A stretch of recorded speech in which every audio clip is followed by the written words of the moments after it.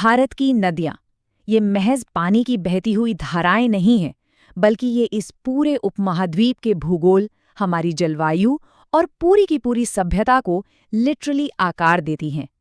आज के इस डीप डाइव एनालिसिस में हम इसी विशाल और इनक्रेडिबली डाइवर्स नदी तंत्र को डिकोड करने जा रहे हैं। चलिए शुरू करते हैं। आज की हमारी इस चर्चा की रूपरेखा बहुत ही सीधी है। पहले हम हिमालयी और प्रायद्वीपीय नदियों का अंतर समझेंगे, फिर विशाल हिमालयी तंत्र पर बात करेंगे, उसके बाद दक्षिण की प्रमुख नदियों को देखेंगे और आखिर में कुछ बहुत ही दिलचस्प डेल्टा, एस्चुअरीज और अनोखे रास्तों पर नज़र डालेंगे। तो आइए सबसे पहले इस पूरे नेटवर्क की बुनियाद यानी हिमालयी और प्रायद्वीपीय नदियों के बुनियादी फ़र्क को समझते हैं। देखिए, अगर हम भारत की नदियों को कैटेगराइज करें तो मुख्य रूप से दो एकदम अलग जियोग्राफिकल कैटेगरी सामने आती हैं। एक तरफ है हिमालय से निकलने वाली नदियाँ। ये जियोलॉजिकली काफ़ी युवा हैं। इन्हें ग्लेशियर की बर्फ पिघलने और बारिश दोनों से पानी मिलता है, इसलिए ये बारहमासी होती हैं, यानी पूरे साल बहती हैं। ये पहाड़ों को काटकर गहरी वी शेप की घाटियाँ बनाती हैं। और दूसरी तरफ है हमारी प्रायद्वीपीय या पेनिनसुलर नदियाँ। ये भूगर्भीय रूप से काफ़ी पुरानी है। इनका फ्लो मुख्य रूप से सिर्फ बारिश पर डिपेंड करता है, इसलिए ये सीजनल होती हैं। इतने सालों में इनकी घाटियाँ गहरी होने के बजाय काफ़ी चौड़ी और उथली हो चुकी हैं। अब एक बहुत ही दिलचस्प डेटा पॉइंट देखते हैं। इन सारी नदियों का पानी आखिर जाता कहाँ है? ये डिस्ट्रीब्यूशन बहुत ही अनइवन है। भारत की नदियों का लगभग 77% पानी अपना रास्ता बनाते हुए पूर्व की ओर बहकर सीधे बंगाल की खाड़ी में जाता है और सिर्फ 23% पानी ही पश्चिम की ओर बहकर अरब सागर में गिर पाता है। चलिए अब आगे बढ़ते हैं और भारत के उत्तरी हिस्से यानी विशाल हिमालयी नदी तंत्र के सफर पर चलते हैं। शुरुआत करते हैं ऐतिहासिक सिंधु या इंडस नदी से। इसका सफर वाकई किसी एपिक से कम नहीं है। तिब्बत में मानसरोवर के पास सिंघी खंबन ग्लेशियर से ये निकलती है, भारत में लद्दाख के दमचक से एंट्री लेती है और लेह को पार करती है। इसके बाद ये पाकिस्तान चली जाती है।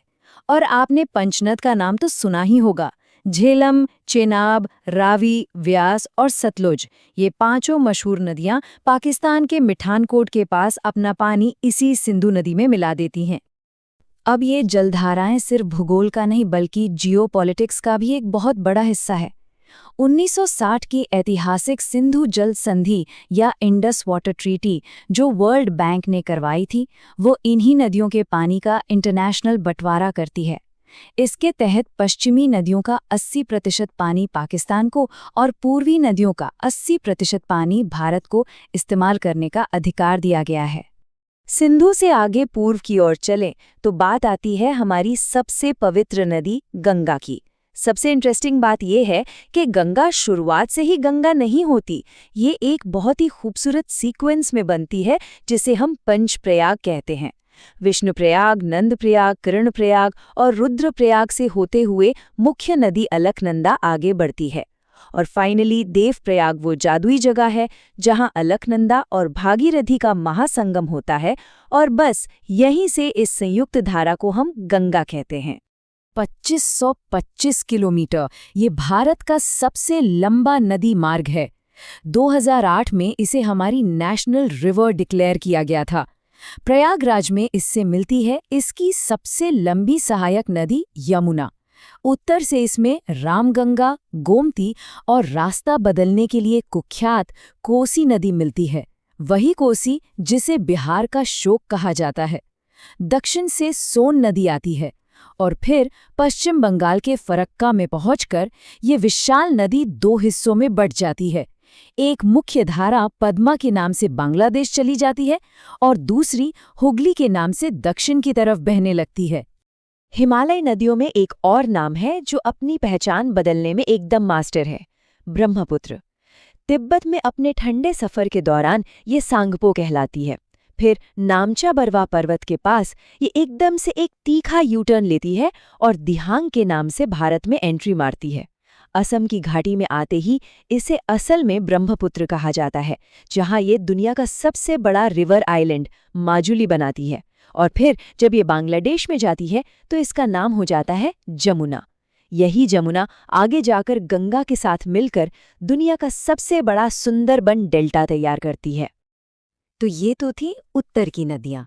चलिए अब अपना रुख थोड़ा दक्षिण की तरफ करते हैं और प्रायद्वीपीय भारत की प्रमुख नदियों को समझते हैं। दक्षिण भारत की बात करें तो 4 प्रमुख नदियां यहाँ की लाइफलाइन हैं। पहली गोदावरी, 1465 किलोमीटर लंबी ये नदी नासिक के पास से निकलती है और अपने विशाल आकार की वजह से इसे दक्षिण गंगा भी कहते हैं। फिर है कृष्णा, जो महाबलेश्वर से आती है। तीसरी है महानदी, जिसका उद्गम छत्तीसगढ़ के सिहावा से होता है। और चौथी है लगभग 800 किलोमीटर लंबी कावेरी, जो भले ही थोड़ी छोटी हो लेकिन अपनी पवित्रता और अहमियत के लिए इसे दक्षिण भारत की गंगा कहा जाता है। ये नदियां सिर्फ पानी नहीं देती, ये वहाँ के पूरे इकोसिस्टम और इकोनॉमी को चलाती हैं। गोदावरी प्रायद्वीप की सबसे लंबी नदी है और क्या आपको पता है, हैदराबाद जैसा बड़ा शहर कृष्णा की सहायक नदी मूसी के ठीक किनारे बसा है। कावेरी की एक बहुत खास बात यह है कि इसमें साल भर पानी रहता है, क्योंकि इसे दोनों मॉनसून साउथ वेस्ट और नॉर्थ ईस्ट से बारिश मिलती है। और तो और भारत का सबसे लंबा बांध हीराकुंड डैम उड़ीसा में महानदी पर ही बना हुआ है। चलिए अब इस एनालिसिस के आखिरी लेकिन सबसे दिलचस्प हिस्से पर आते हैं, कुछ ऐसे जियोग्राफिकल एक्सेप्शंस जो नदियों के आम बर्ताव से बिल्कुल अलग हैं। आमतौर पर हमें लगता है कि नदियां समुद्र में गिरते वक्त विशाल डेल्टा ही बनाती हैं, राइट? लेकिन ऐसा हमेशा नहीं होता। पूर्व की ओर बहने वाली नदियां तो बड़े डेल्टा बनाती हैं, लेकिन पश्चिम की ओर बहने वाली नर्मदा और ताप्ती जैसी नदियां ऐसा नहीं करती। क्यों? क्योंकि ये कठोर चट्टानों वाली रिफ्ट वैली या भ्रंश घाटियों से होकर बहती हैं। इनके पास इतनी गाद या सिल्ट होती ही नहीं है कि ये डेल्टा बना सकें। इसीलिए ये समुद्र में मिलते वक्त एस्चुअरी यानी ज्वारंद मुख बनाती हैं। हमारे भारतीय नदी तंत्र में कुछ बहुत ही हैरान करने वाले पैटर्न भी मौजूद है। जैसे माही नदी को ही ले लीजिए। ये भारत की इकलौती ऐसी नदी है जो कर्क रेखा यानी ट्रॉपिक ऑफ कैंसर को 2 बार पार करती है। फिर आती है लूनी नदी।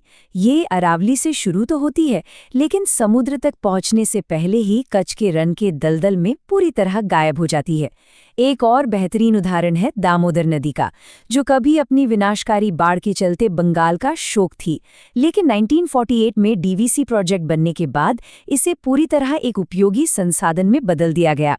और स्वर्णरेखा नदी तो बिना किसी दूसरी नदी में मिले सीधे बंगाल की खाड़ी में जा गिरती है।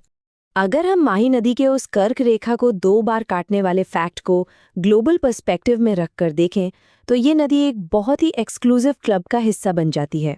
बिल्कुल अफ्रीका की कॉन्गो नदी की तरह, जो भूमध्य रेखा यानी इक्वेटर को 2 बार काटती है, और लिम्पोपो नदी की तरह, जो मकर रेखा को 2 बार पार करती है ना कमाल की बात? ये ज्योग्राफिकल कोइंसिडेंसेस वाकई अद्भुत हैं। तो इस पूरे एनालिसिस से एक बात तो एकदम साफ है, ये नदियां कोई साधारण जल स्रोत नहीं है, ये हमारी सभ्यताओं की धड़कन है। लेकिन आज के समय में जहां तेजी से शहरीकरण हो रहा है, इंडस्ट्रियल पोल्यूशन बढ़ रहा है और क्लाइमेट चेंज का खतरा हमारे सामने है, ऐसे में एक बहुत ही गंभीर सवाल उठता है, भविष्य में इन जीवनदायिनी नदियों को सूखने और प्रदूषित होने से कैसे बचाया जाएगा? इनका संरक्षण और रिवाइवल कैसे सुनिश्चित होगा? ये एक ऐसा सवाल है जिस पर हम सबको बहुत गहराई से सोचने की जरूरत है। आज के इस डीप डाइव में हमारे साथ जुड़ने के लिए बहुत बहुत शुक्रिया।